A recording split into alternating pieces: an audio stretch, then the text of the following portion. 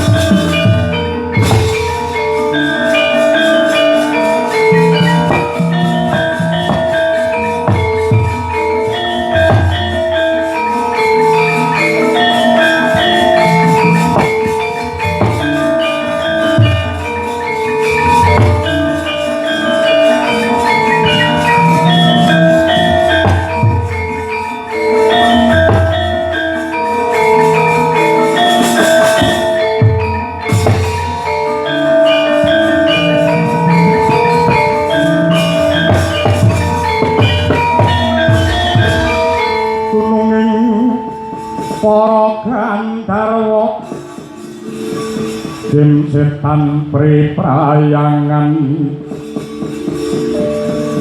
kang samya lungguh tinunggal mawi donga Prahara gung nempuh prau kang dentiti sang Subakir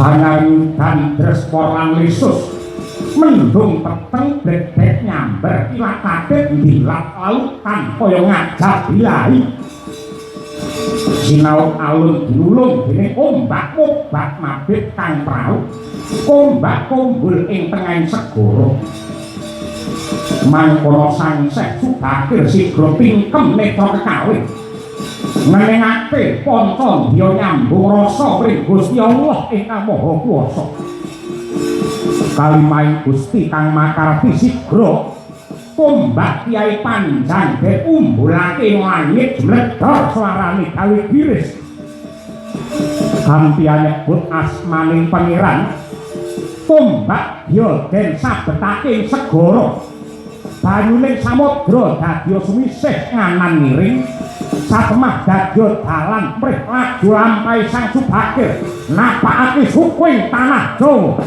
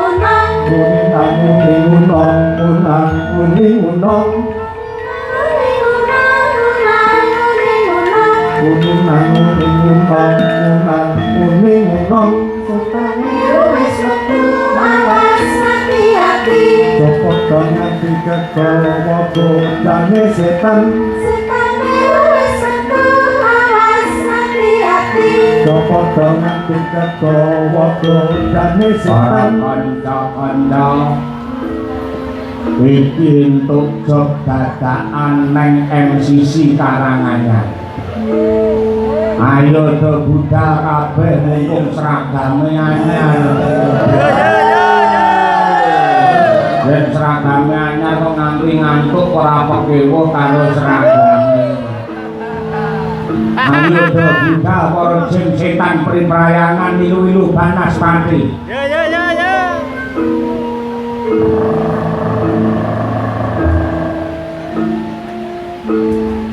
Yo budal yo ditimbali karo Ustaz Fauzi sing lagi ulang tahun karo didongakake beli kursi di toko Palur. Semoga Ustaz Fauzi sehat dan panjang umur.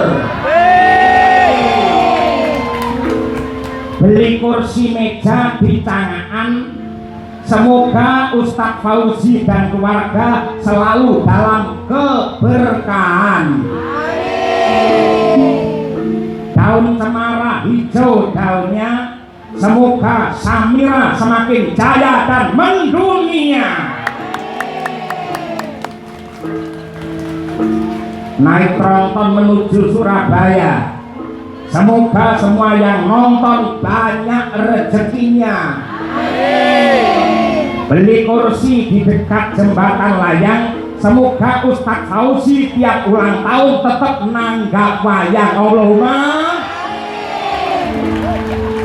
Beliau selain tokoh agama juga tokoh budaya. Kaki kanan adalah agama, kaki kiri adalah budaya, dan dua-duanya saling membantu, saling melangkah untuk menuju manfaat untuk semua orang. Agama jelas untuk keselamatan kita dunia dan akhirat, tapi budaya adalah warisan para leluhur. Berhubung beliau Bapak Ustaz Fauzi dilahirkan di Nusantara, tanda cinta kasihnya kepada orang Jawa adalah wayangan.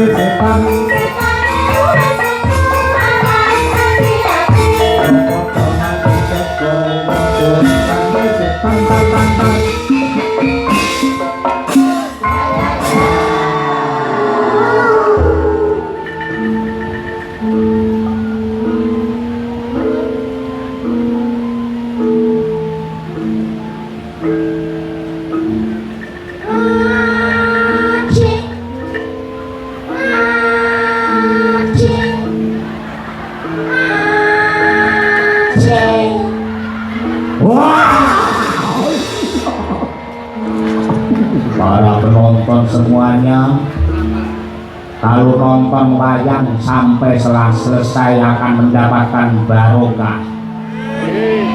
Ada keberuntungan bisa mendapatkan door prize gratis umroh ke tanah suci.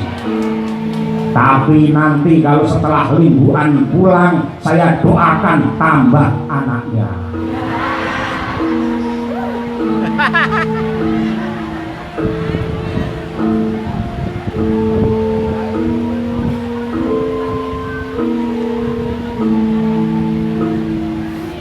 Belakang, belakang, ya, ya.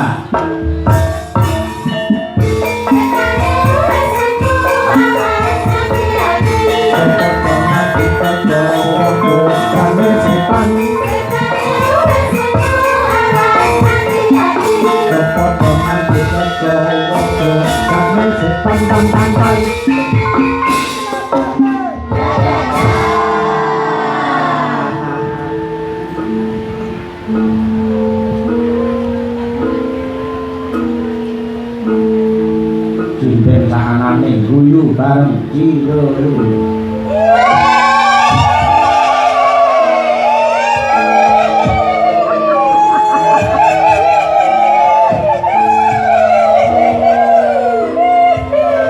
Oh, sing makili swara wedok bergita bicara.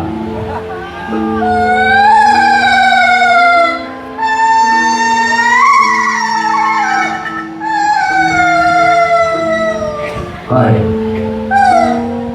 Walid nak Dewi boleh?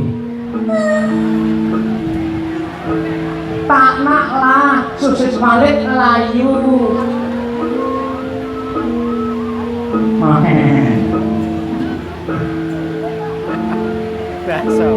Ayo melu pae, ayo melu pae, ayo melu pae, ayo melu pae, ayo melu pae, ayo melu pae, ayo melu pae.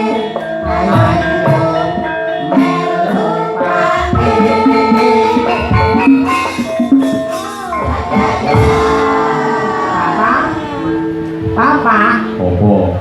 Nonton wayang, Pak. Nonton wayang neng ndi? Neng MCC. Neng jero gedung apa ngendi? Neng lapangan belakang. Jari ini arep neng jero gedung. Ora sida mergo dalan karo sing nabung rokok kabeh. Tur luwih apik neng lapangan karena Bapak Ustadz Fauzi mempersembahkan ini tidak hanya kepada mitranya, namun wayang dipersembahkan untuk seluruh warga masyarakat di Karanganyar. Ayo melu pae, ayo melu pae, ayo melu pae, ayo melu pae, ayo melu pae.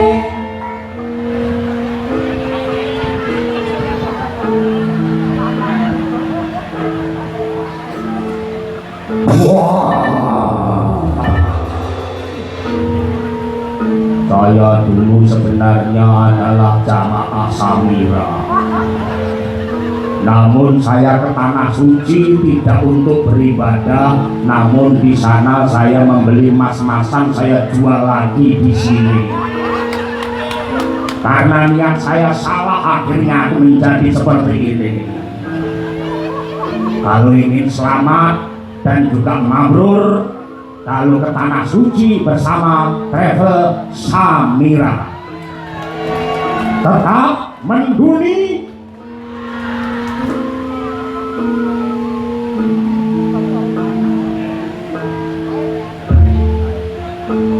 Ayo udut dulu, ayo udut dulu, ayo udut dulu, ayo udut dulu, ayo udut dulu, ayo udut dulu, ayo udut dulu.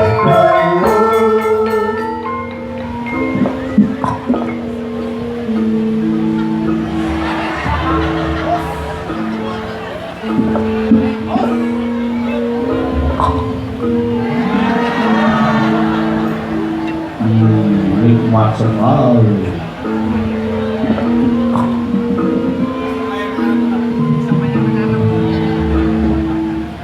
Hei, kamu jangan merokok.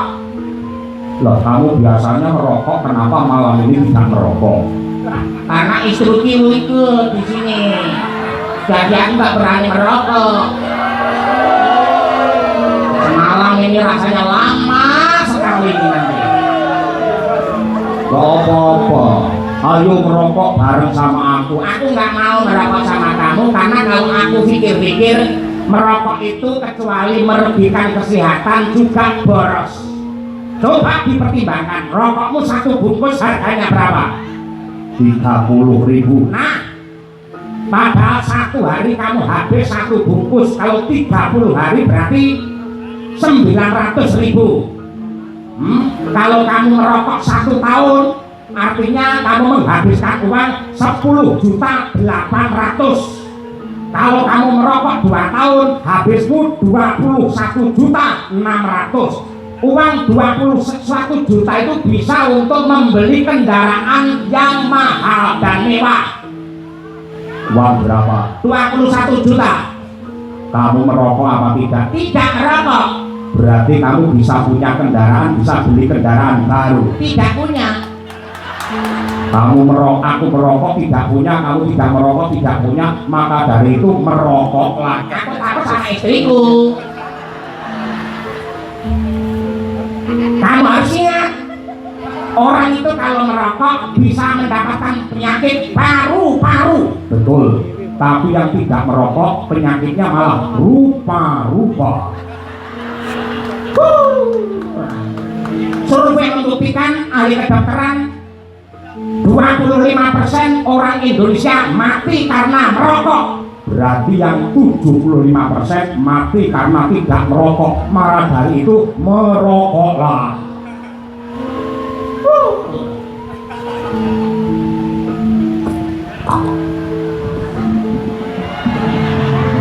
Tepuk tangannya mana?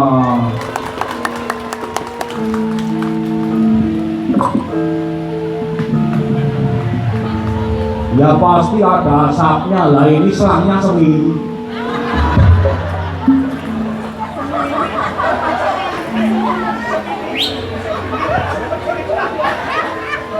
Nah,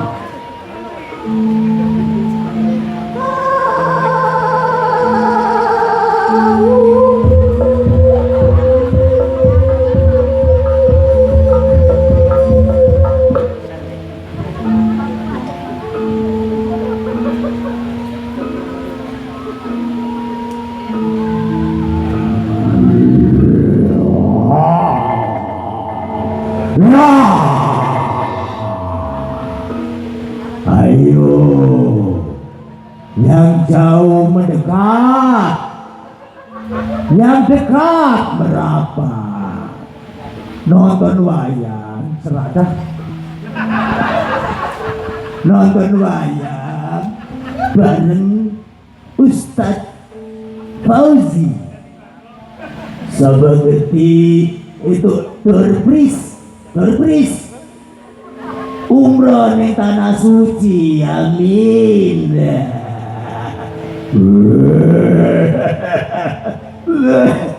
Semoga yang dapat umroh gratis Sulomo.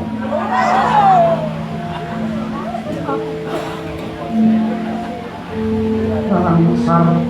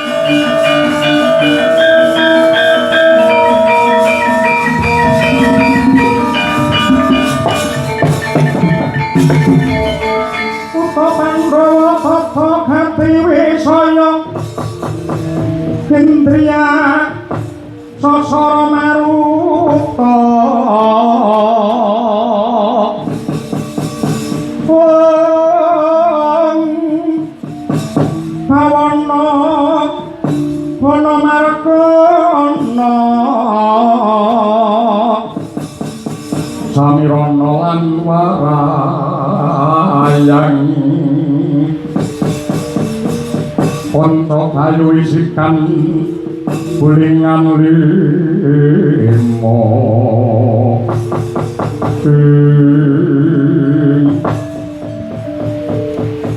nitik sandangane lan wujude cetha lamun to kowe dudu wong tanah Jawa marake kowe ngaku saka ngendi lan sapa kang dadi aranmu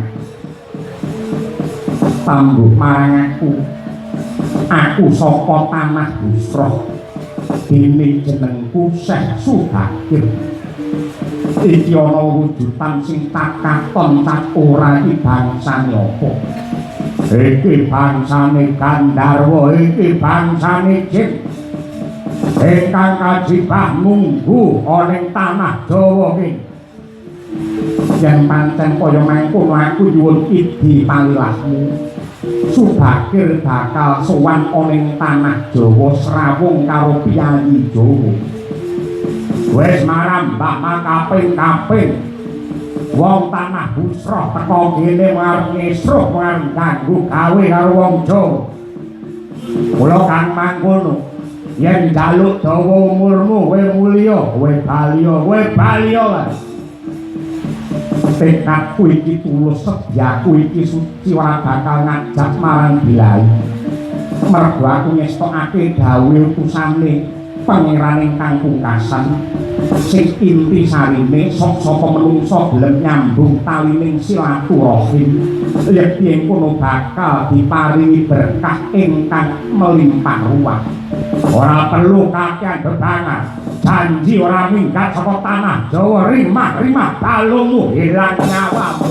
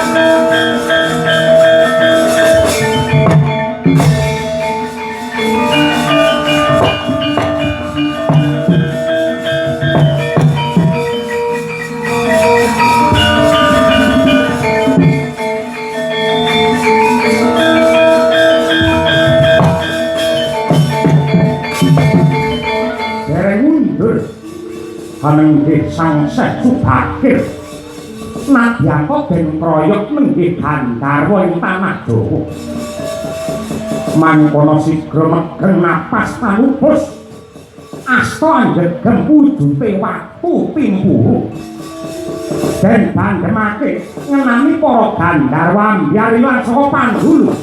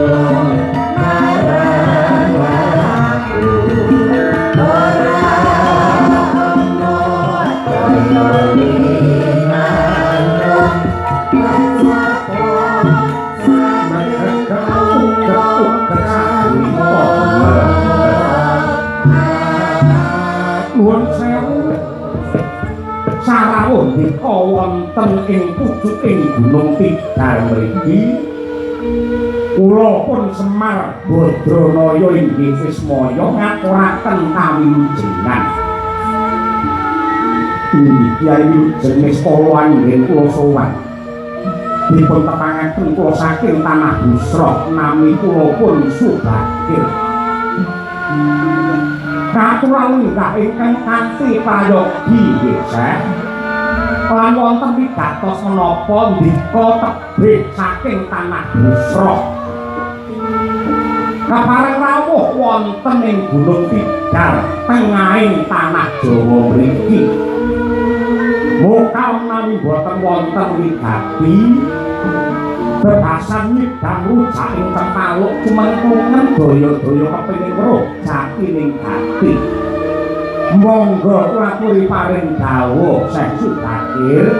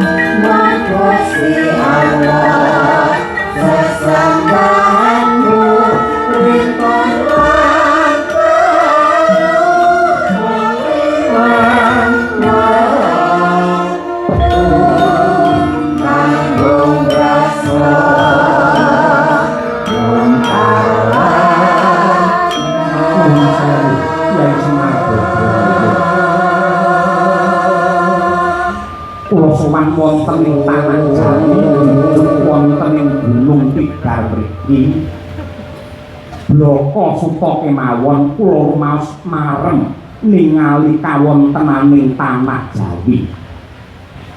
Hawanipun ingkang adhem, buminipun ingkang subur, tetanduran ijo royo-royo kaya bening ingkang turah-turah. Dereng gunung geni ingkang muntahaken lar nanging boten dados bencana, malah wedi lan sela ingkang medal saking waduking gunung dados kanugrahan tumraping agesan. Bab menika boten saged dipun raosaken kaliyan bangsa-bangsa sanesipun benten kaliyan wewengkon kula ing tanah Busra ingkang buminipun cengkar langka toya, hawanipun panas, arkaos pados sandang kedha. Mila beja-bejanipun menungsa menika menawi gesangipun mapan wonten ing tanah Jawi. Ndika wau saking pundi? Saking tanah Busra utawi negari Ngerum. Negari Ngerum niku pundi? Negari Ngerum menika sak leripun bumi Arab. Ngaten. Inggih ta. Nggih, inggih saya. Leres ingkang dados dawuh menika. Mila rinten dalu para kawula ing Gunung Tidar mriki tansah kula dherekaken ngaturaken panuwun sarta manembah wonten Gusti ingkang Maha Agung awit kemurahan kanugrahan ingkang dipun paringaken dening Pangeran. Malah wonten bab ingkang saya ndadosaken kagyating manah kula. Ing wewengkon mriki antawisipun manungsa kaliyan gandharwa, menungsa kaliyan lelembut saged makempal manunggal, tur kawis tingal guyub rukun manunggal kang raos condong kang datos. Menika ewok sanget Yesmaya tegesipun sedaya madu ing Gusti menika pancen kedah samaksinamadan daya dinayan sarta ngagungaken raos tresna asih dumateng makhluk sanes-sanesipun. Ha inggih. Inggih sesudahipun pancen kados pekaten budayanipun tiyang Jawi. Lan bab menika sampun lumampah sawetawis dangu. Sakmangke nuwun sewu. Kula tak nyuwun dawuh tebih saking negari Ngerum jengandika rawuh wonten ing Gunung Tidar kejawi nyambung pasederekan menapa wonten malih wigatosipun ingkang wigati. Wigatosipun malih-malih menapa? Kula ngambah tanah Jawi jumujud wonten ing Gunung Tidar menika mundi dawuhipun Kanjeng Sultan Al-Habah ing Ngerum supados nyebaraken agami Islam ing tanah Jawi. Panjenengan ingkang puspita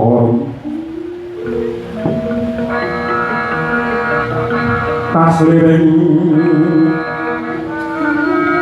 samirana ombre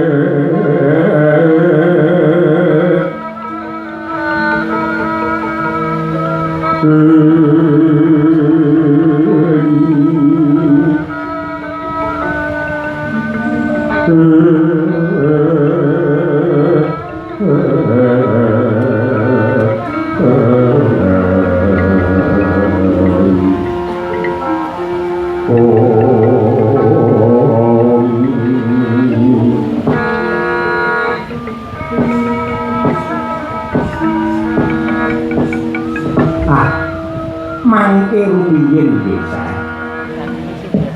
Menapa sebabipun agami sampeyan kok badhe mangsebarke teng mriki?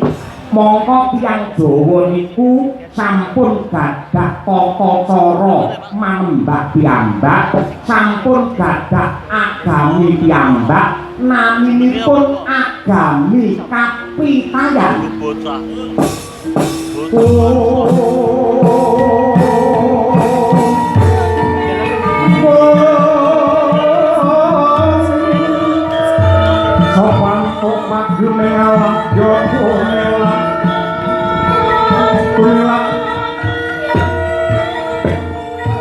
Marang ilmu panite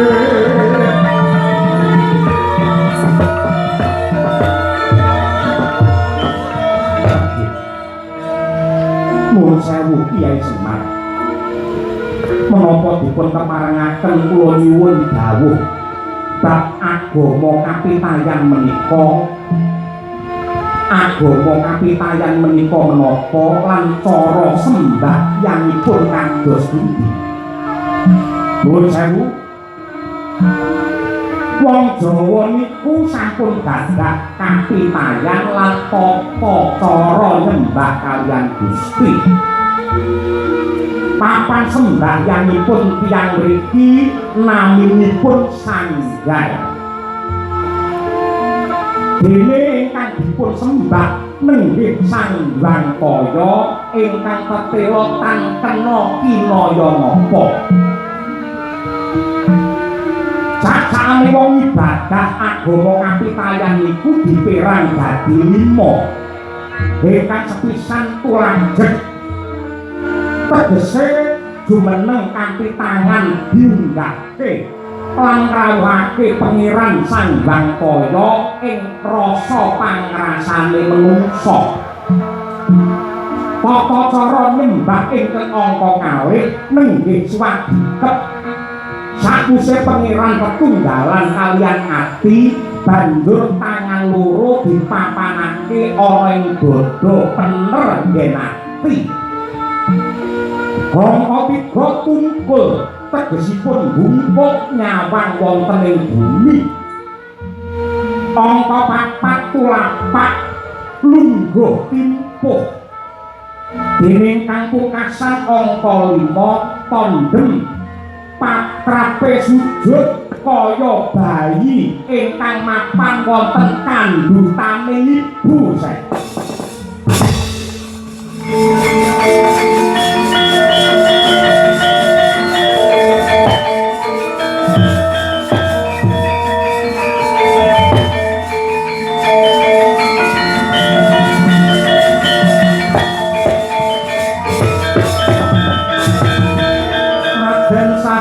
Ya kumandang mung lempung tani kang kinarya matri jeng Sunan Ibrahim Agung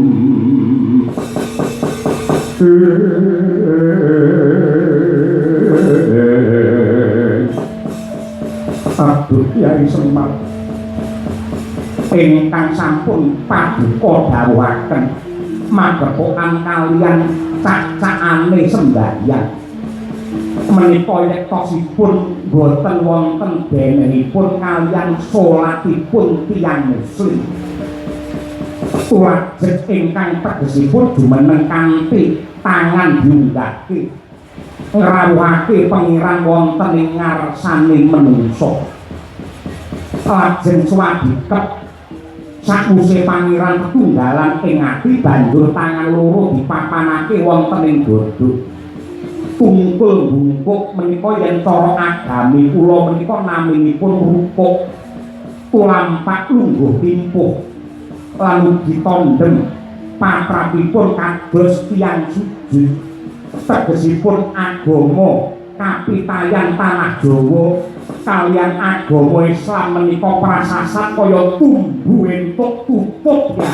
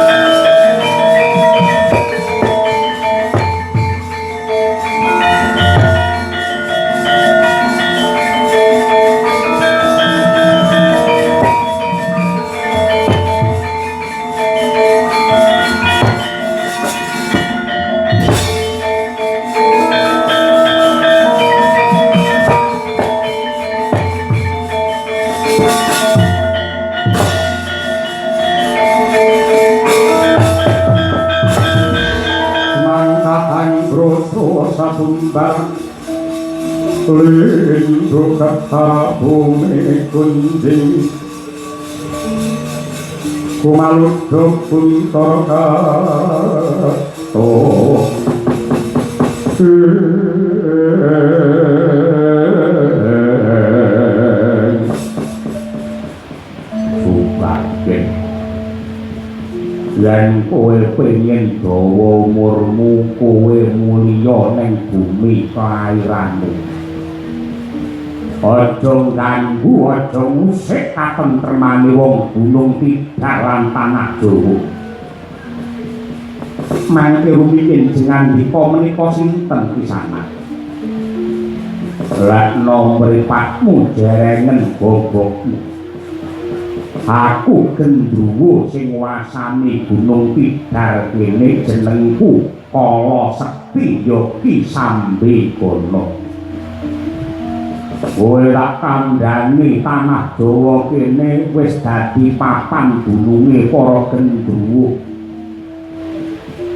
Lan saben gunung wis ana sing nguwasani ya kuwi ratune para gendruwo. Gunung Tidar kene sing ngatoni aku kala sekti. Gunung Sindoro kae sing ngatoni Ki Madhuretna.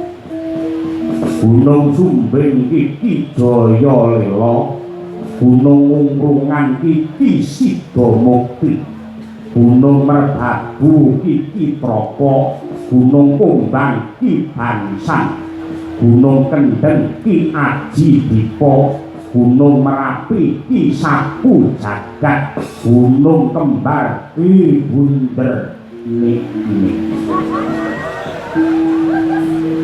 Kabeh gunung wis ana sing wasane lareng ngopo.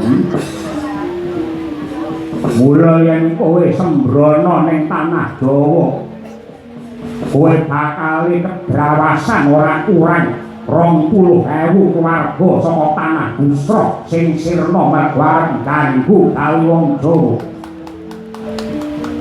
Duh, Yai Kala Sekti. Saben taun dodo kula kakendheta jantung kula. Babar pisan boten wonten ceteking manah badhe ngganggu damel katentremanipun tiyang Jawi. Kula namung badhe nderek srawung lan nyuwun panggilan badhe nyebaraken agami pungkasan wonten ing mriki. Ora susah. Agamamu rasa kok gawa rene pol-pole mengarepe musyrike wong bersih bisa karo wong gendhuren.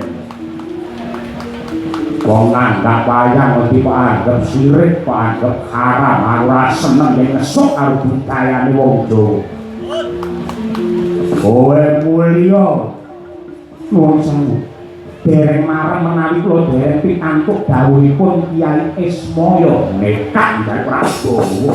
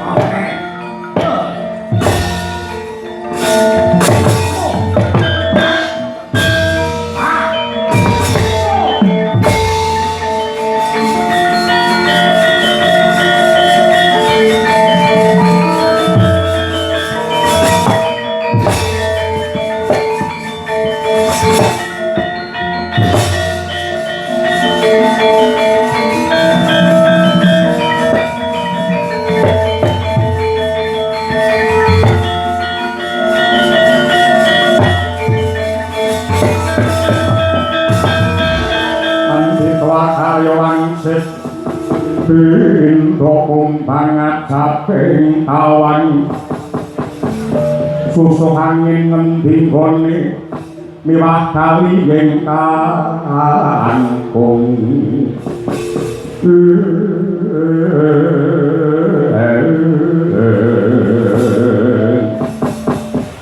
nuwun sewu sesudake dipun tepangaken kula menika cantrikipun Kyai Ismaya nami kula pun among jiwa.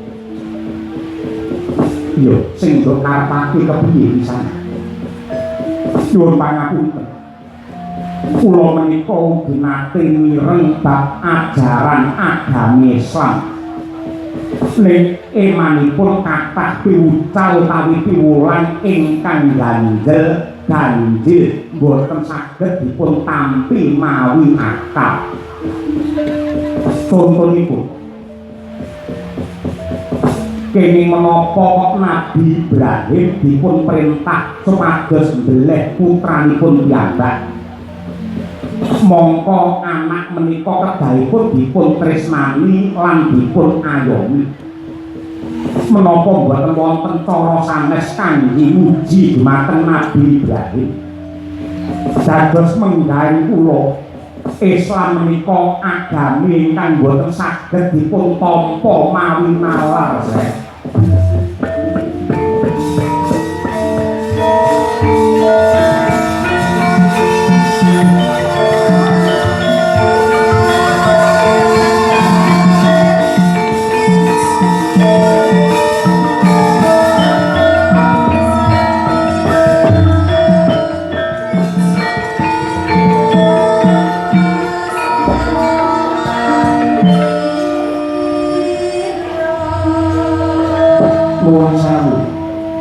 Ki among jiwa sejatine Allah uji marang Nabi Ibrahim ora mung bab katresnane bapak karo anak, nanging Nabi Ibrahim diperintah mbeleh akale lan nalare supaya tunduk marang dawuhe Allah. Mergo agama kuwi dudu bab sing mung ditimbang lan dinalar utawa tembunge mentereng di logika, nanging kudu ditaati. Mula Idul Adha kae ngajari umat supaya sujud marang Pangeran, mergo iman kuwi ora diwiwiti saka bab ingkang bisa ditampa karo akal, nanging bab taat nadyanto durung ngerti sakutuhe marang agama.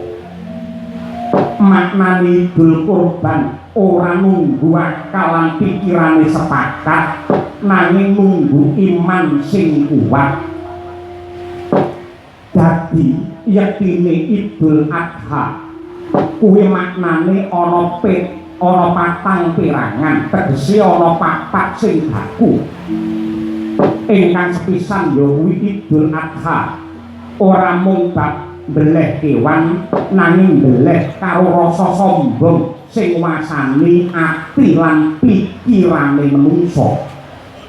Angka loro, Nabi Ibrahim diperintah mbeleh putrane ya kuwi Ismail. Iki lakon sing ora bakal bisa ditampa dening akale manungsa, nanging agama ki mudhun ora supaya disetujoni akal, nanging supaya diimani lan ditaati. Mergo bener ingkang sejati ora mesti kepenak ditampa karo akal, ning mesti nyelametake jiwane manungsa.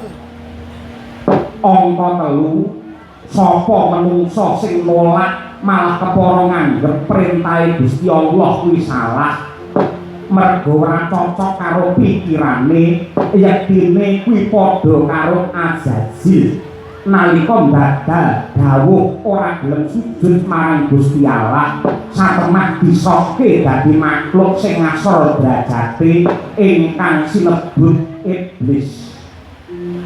Angka 4, Idul Kurban kuwi simbol kemenangane iman ingkang bisa nundukake akal pikiran sing sombong. Idul Kurban kuwi simbol kemenangane iman ingkang bisa nundukake akal sing sombong. Mergo besok baline titah marang Gusti Allah kuwi ora mung nganggo akal lan pikiran sing serakah, nanging baline manungsa karo Gusti Allah mung kanthi ati sing pasrah.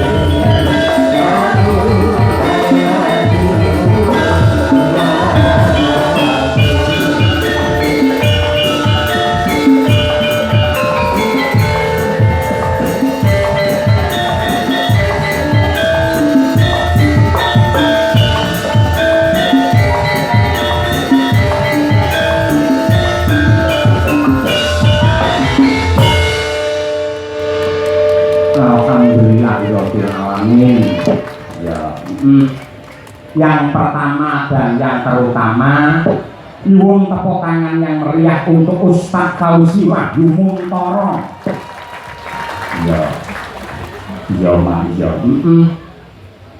Tasyakuran pesta rakyat dalam rangka milad nenggih pepundhen kula ingkang kinantung pakurmatan Bapak Ustadz Fauzi Wahyu Muntoro yang ke-49. Mapan oleh lapangan belakang MCC Kabupaten Karanganyar ya. Kaya mengkono kuwi wis sakrepe lamun to panjenengane kuwi ngunjukake rasa syukur marang kurbaning Gusti Allah mergo ya pancen kanikmatan sing diparingake Gusti marang panjenengane iki jan melimpah ruwah insyaallah kebak ing barokah. Ya, isih kagungan travel Samira sing kondhane ya kuwi agen umroh karo haji lan ora dijarak sama sekali tidak disengaja. Yang dalam pada malam hari ini adalah jamaah umroh Samira di bulan Januari kemarin. Oh iya. Dari grup 11 Januari. Nalika semono karo mbok wedok. Iya, kaya ngono kuwi. Ya lumantar Samira. Oh iya, wis menduniani lho, Mak. Kaya ngono kuwi. Aku nekseni dhewe nalika sowan ning tanah suci. Jamaah Samira bagaikan lautan manusia. Ning ndi petuk karo jamaah Samira. Soalnya pas blonjo ngono kae nduk ning toko-toko ning ruko-ruko Arab, anggere ana piyayi sing nyang jlimes mesti kok Samira kok. Kok malah menyang lho karo piyayi kono wis akrab sebagian besar wis ngono preso karo Pak Fauzi. Penjual di sana rata-rata bisa berbahasa Indonesia. Nggih apa mboten Pak Bu? Nggih. Terutama kowe ora duwe duit real, ngangge rupiah ning kono ya tetep disusuki. Kowe tenan iki nglakoni dhewe kok temenanan kaya ngono. Iya elok. Yen perjalanan neng pesawat mongko pirang-pirang jam. Sing terkenal ya Samira kok, Nduk. Iya. Liyane iki mesti jagake apa kuwi daran saka pramugari. Lek Samira iki biasane gontrol kok omah kok.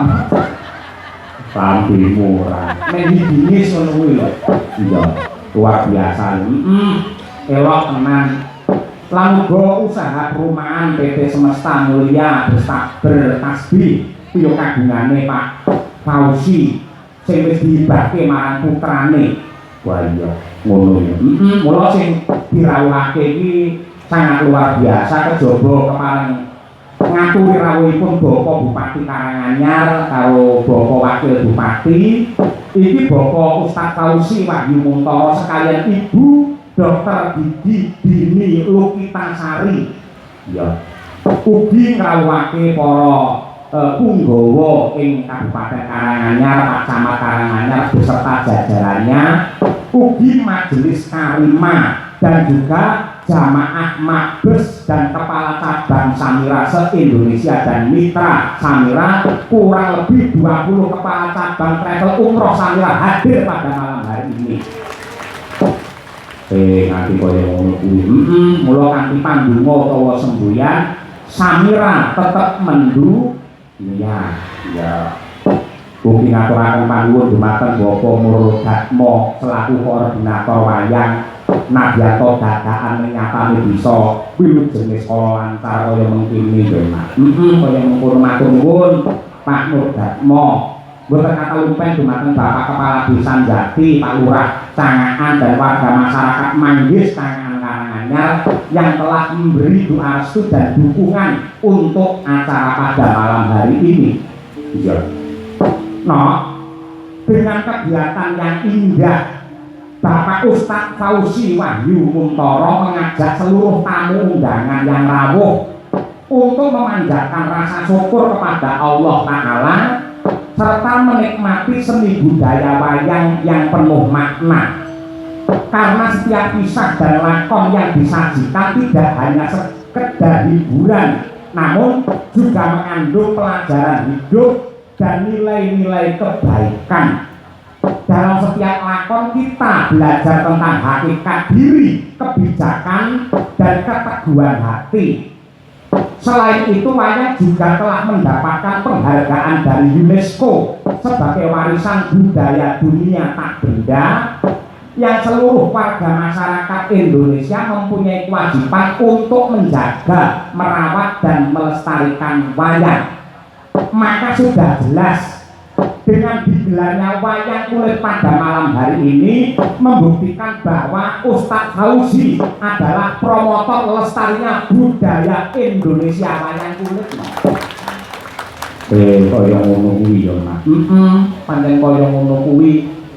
Piyayi yen becik ora mung perkara sugihe, ora mung perkara pintere, ora perkara cerdase, ning ketika orang itu bisa bermanfaat sing rata-rata sing umume Bapak Fauzi manfaat untuk para jamaah lan umat Islam. Ning pada malam hari ini adalah sifatnya nasional. Sing tegese ora mung umat Islam, kabeh agama di Nusantara dihibur oleh Bapak Fauzi dengan berkumpul di sini. Nanti kaya ngono kuwi ya, Mas.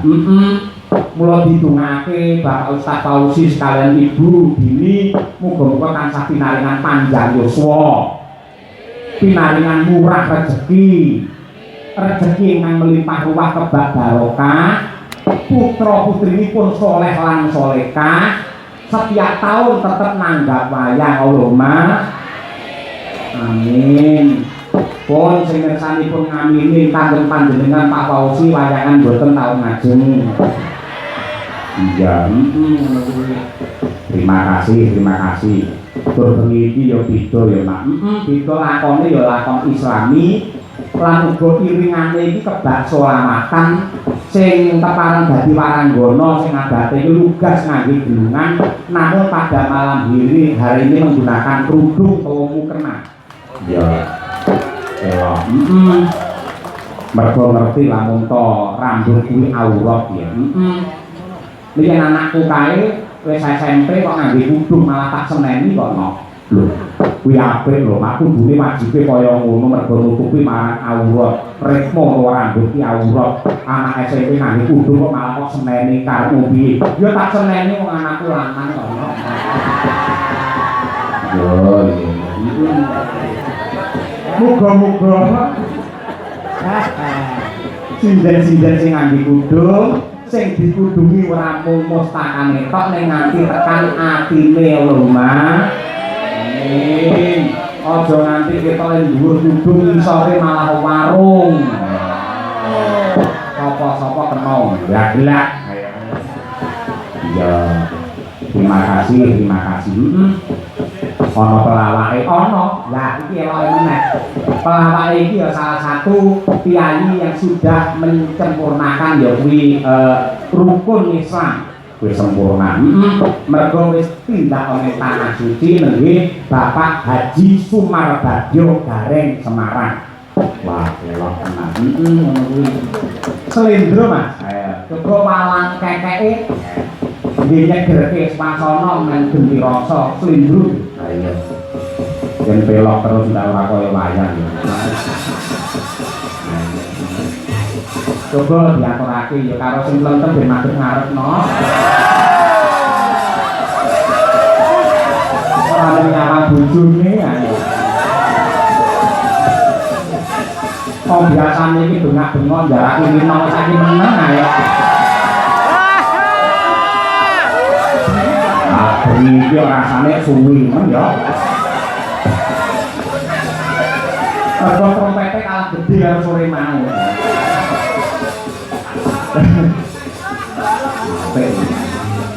Monggo malang keke pun tak bagus ya.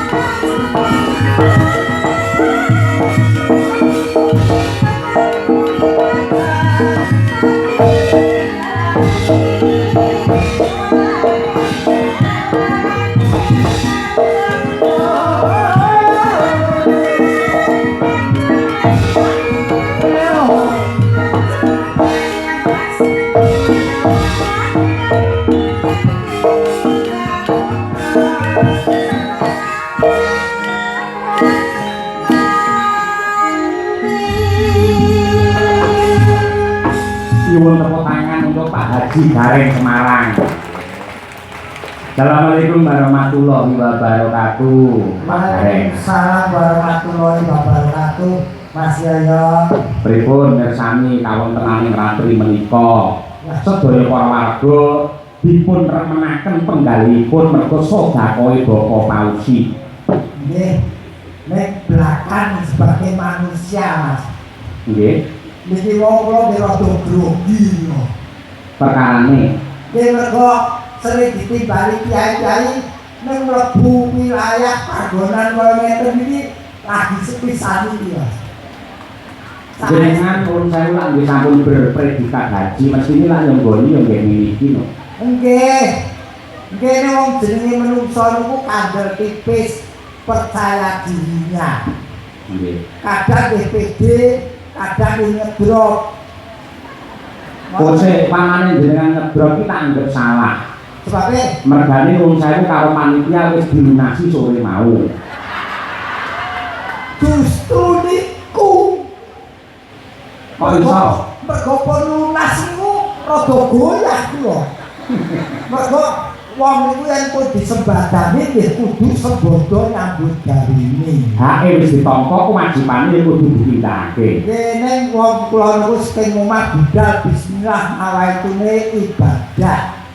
Tapi nggih napa yang terjadi saya syukuri, saya jalani. Leres yen jenengan bekerja niku niati ibadah niku bener, mergo pangendikane para pinter, bekerja itu adalah ibadah, jadi rezeki itu adalah jatah, insyaallah uripe barokah ngoten. Amin.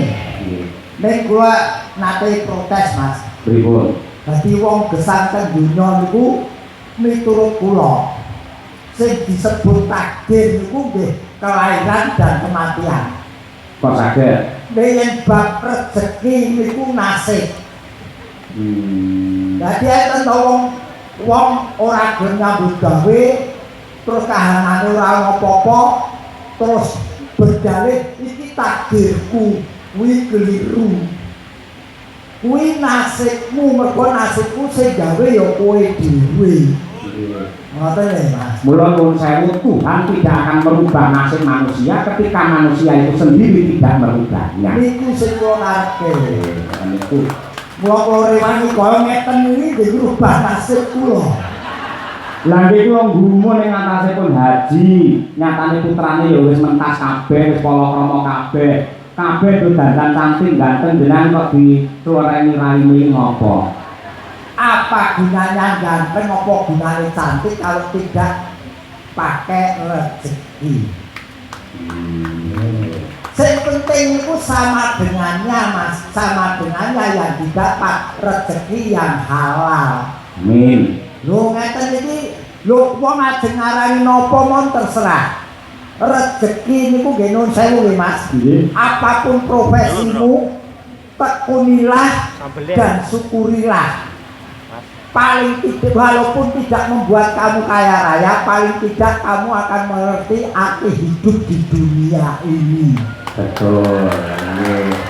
Aku jane wis sak level karo Pak Ustadz iki.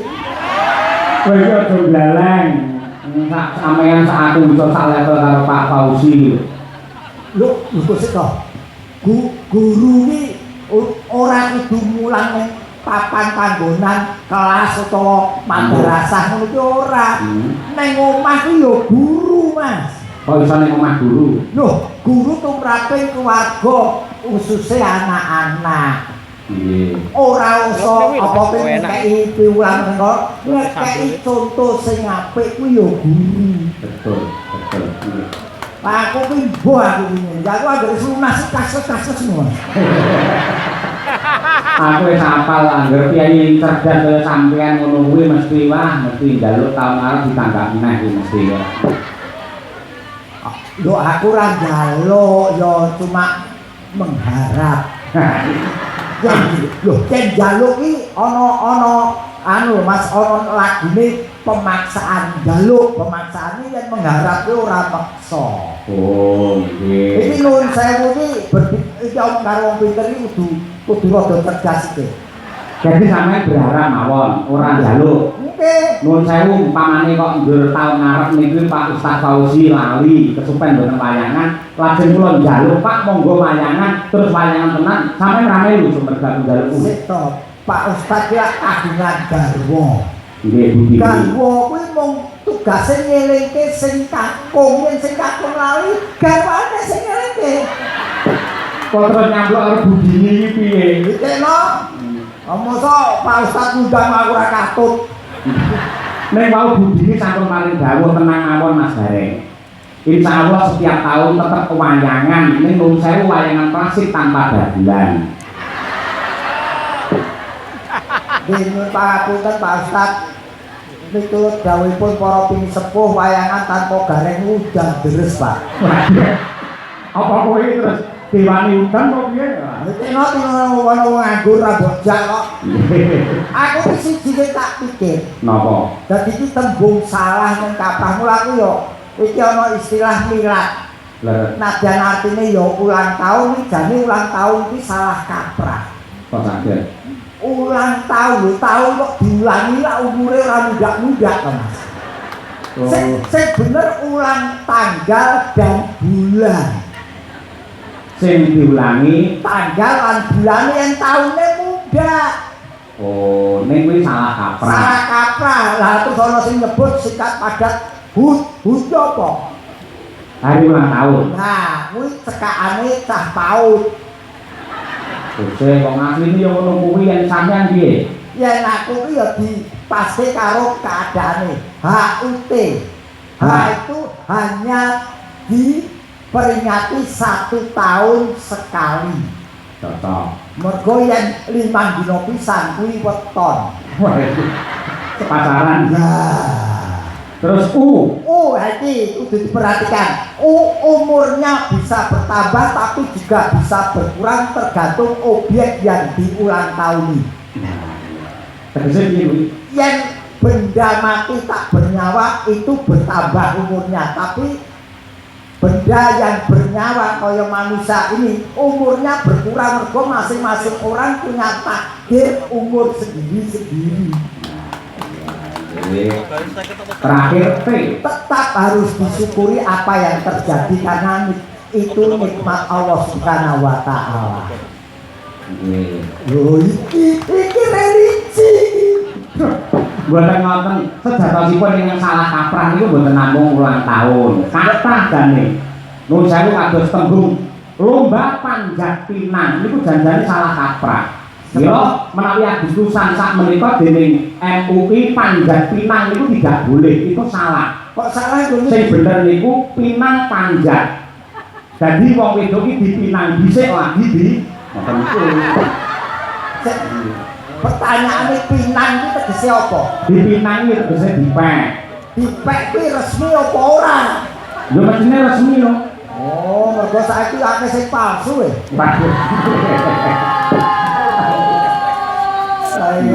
Yo sane Bapak Fauzi ke 49. Ini 49 menandakan beliau itu mau menginjak ke umur 50 atau basa Jawane 50. Beliau itu malah disiki 50 yen cara biyen ana sing ngateke 50 iki senengo keton. Keton ki nganggo peci kuwi apa kuwi pakaian atau untuk alat sembahyang. Jadi umur 50 kudu seneng keton, seneng ibadah, sholat. Beda yang kaya aku wis sewidak. Maknane sewidak? Sejatine wis cedak. Amin. Loh, aku ora awong iki takdir Gusti Allah, Mas. Tetep saya syukuri dan saya mempersiapkan diri. Nggih, nek tetep jenengan kula dongake panjang yuswa. Amin. Umure dawa. Amin ya Allah. Dadi seumpamane wong sak donya iki wis entek sampeyan urip dhewe. Jadi pengen panjang yuswa. Mone ngono kebanten kuwi.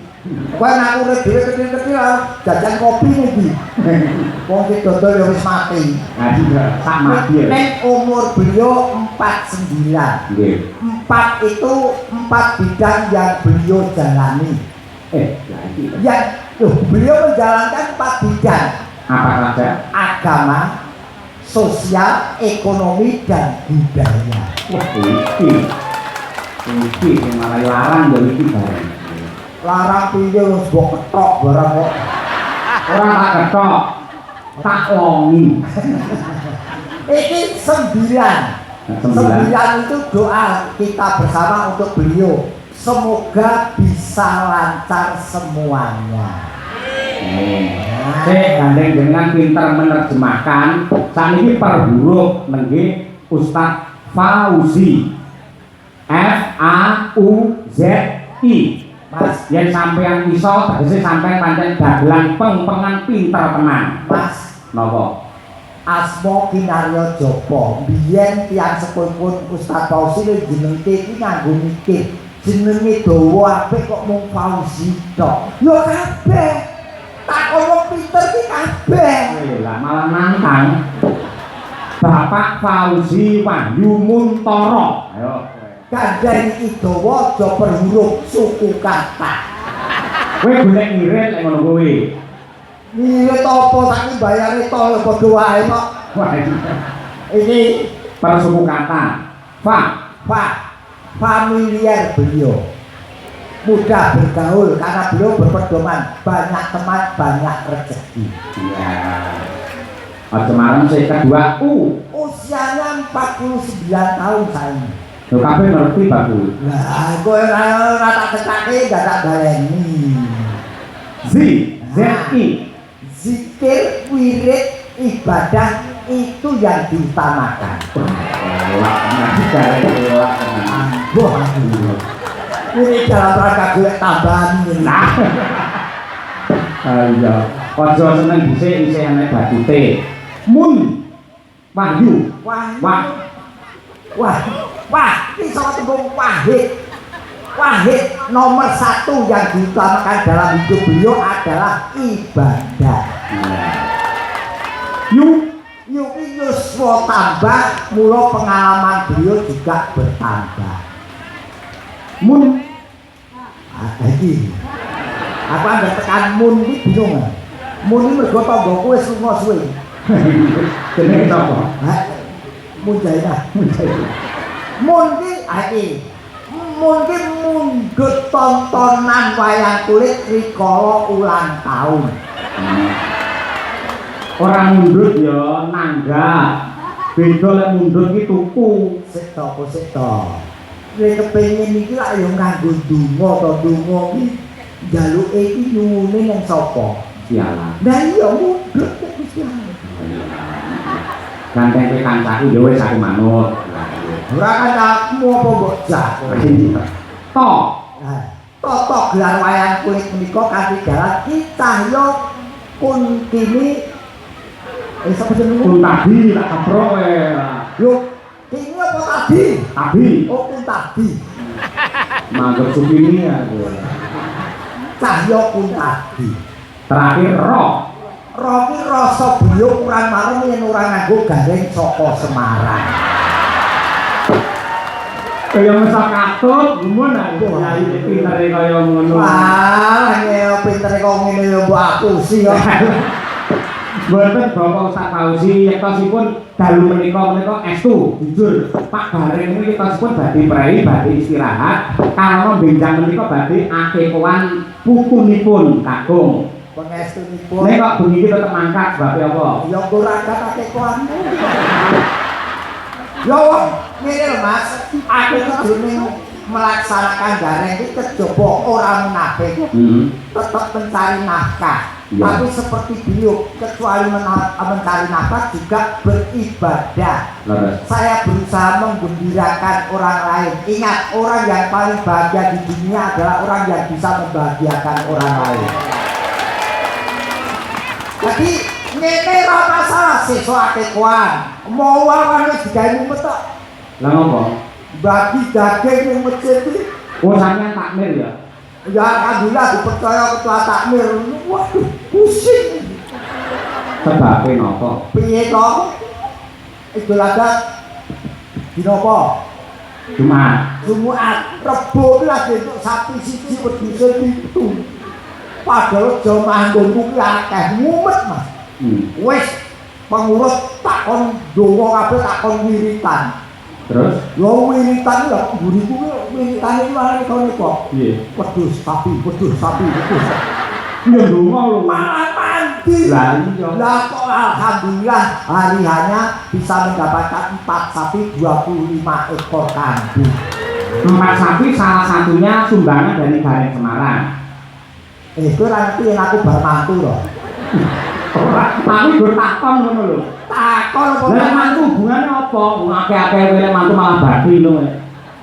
Bati apa? Ya bati ora tak lewani bermantu terus garek. Bati dulur. Nah, ora masalah kabeh iki kanggo keluarga. Kaya beliau ini malah lebih luas. Beliau nanggap wayang ora mung kanggo diri pribadi, ora mung kanggo keluarga.